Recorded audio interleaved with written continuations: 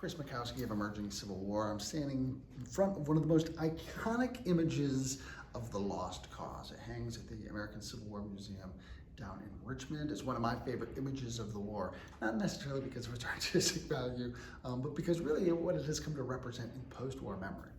It was painted in 1869 by Everett Julio. It's called Last Meeting. It was originally called The Heroes of Chancellorsville because it depicts Lee and Jackson, and it's loaded with symbolism. You'll notice there are no overt Confederate symbols, no battle flags, for instance.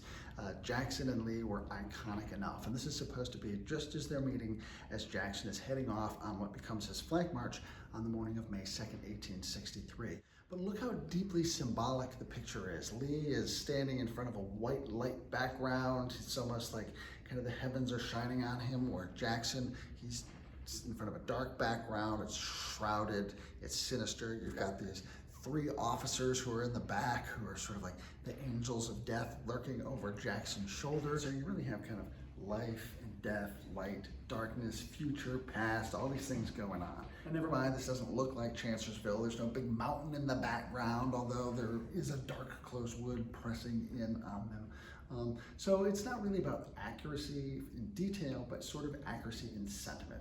This becomes one of the most important post-war images to kind of shape the lost cause.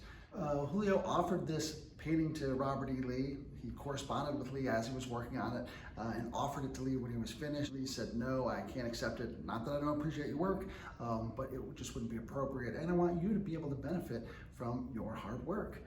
Ironically, Julio was never able to sell the painting, and he died in debt. The painting went unclaimed.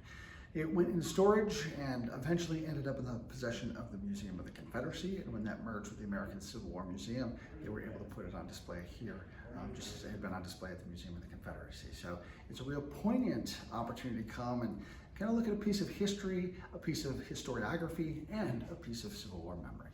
I'm Chris Mackowski for Emerging Civil War. We'll see you online and on the battlefield.